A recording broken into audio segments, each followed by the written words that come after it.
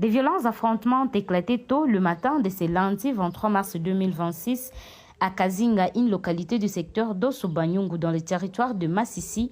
Nous sommes dans la province du Nord Kivu. Selon des sources sécuritaires et coutumières locales, les combats ont débuté aux environs de 5 heures du matin lorsque le rebelle de l'FC 123 a lancé une offensive contre l'opposition tenue par le Wazalendo qui contrôle actuellement cette zone jugée stratégique.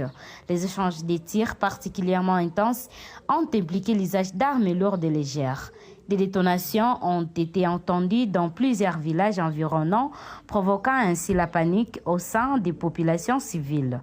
D'après plusieurs témoignages, cette attaque est une tentative des éléments de l'FC 123 de reprendre le contrôle de Kazinga, une agglomération passée sous l'influence de Wazalendo ces dernières semaines. Ce nouvel épisode de violence illustre la persistance de l'instabilité dans les territoires de Massissi où les affrontements entre l'FC 123 et les forces gouvernementales, souvent appuyées par le Wazalendo, se multiplient.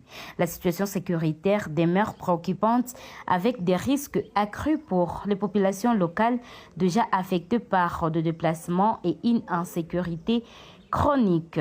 Dans le même angle d'actualité, un calme précaire règne depuis la soirée du dimanche 22 mars 2026 dans le village de Kanoune situé dans le territoire de Walikale, groupement Iboko, dans la province du Nord Kivu, après d'intenses affrontements ayant opposé le rebelle de l'FC 123 au Wazalendo. Selon plusieurs sources locales, les combats ont éclaté tôt dans la matinée de ce dimanche 22 mars 2026 lorsque le Wazalendo a lancé une offensive contre les positions occupées par les éléments de l'FC 123. Après plusieurs heures d'échange de tirs, les Wazalendo se sont repliés vers leurs positions initiales, laissant le contrôle de l'agglomération aux éléments de l'FC 123. Ces nouveaux affrontements ont provoqué un mouvement de panique au sein des populations civiles. De nombreux habitants de Kanoune ont quitté précipitamment leurs habitations pour se diriger vers Miriki, une localité située dans le territoire voisin de Lubero.